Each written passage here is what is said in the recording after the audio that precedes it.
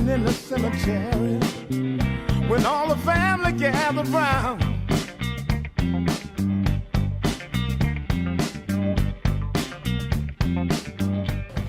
When was the last time you went out to your local record store just to check out what's new, maybe see what some local artists have to offer? Probably not in a while, right? Because you've been at home downloading music from your couch. But why don't you take a moment on Independent Record Store Day to check out your local store and go back to the origins of where music purchasing first began.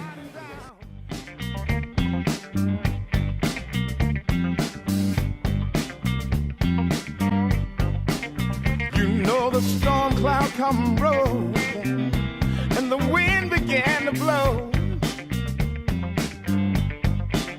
You know the storm cloud come rolling and the wind began to blow.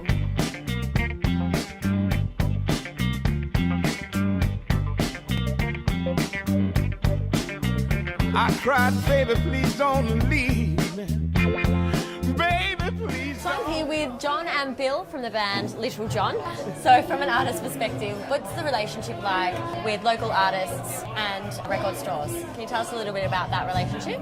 I think a lot of local artists work at independent record stores as well, so it's sort of, you can't have one without the other. Everyone's just as passionate about the result, and you work with a commercial imperative in both fields, so there's a mixture of passion and commerce, you know, and that balance. So yeah, they're not really in it for the money, they're just trying to survive, and it's sort of the same thing as being an artist, I think.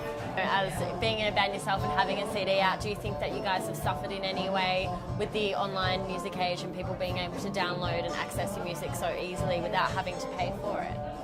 I don't think we're big enough yet that people will have us on torrent, so it's not really, but it's affected everyone. I mean, the fact that demographically young people don't buy CDs anymore, it's a massive thing.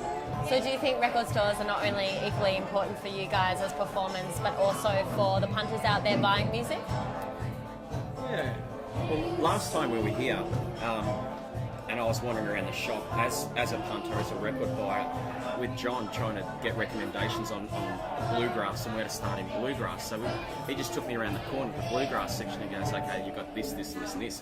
And you don't get that in the chains. So for John to be able to point out 4 discs that are a good starting point for a particular type of music, you know, as I said, you don't get that elsewhere, so yeah, it's good.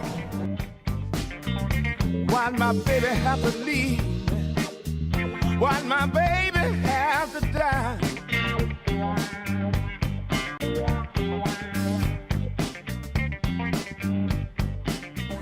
I'm here with Pat Monahan, the manager of Basement Discs. How are you going? Oh, very well, thank you.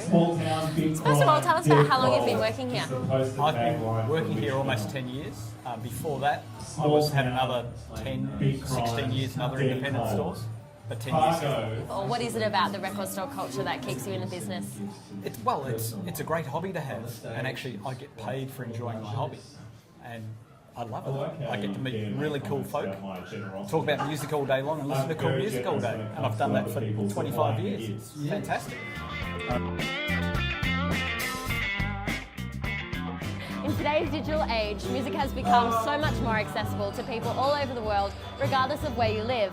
And with massive chain stores on every street corner, take a spare moment to think about the independent record stores, the small guys that do their part for the community and local artists to keep music culture alive and thriving in our city.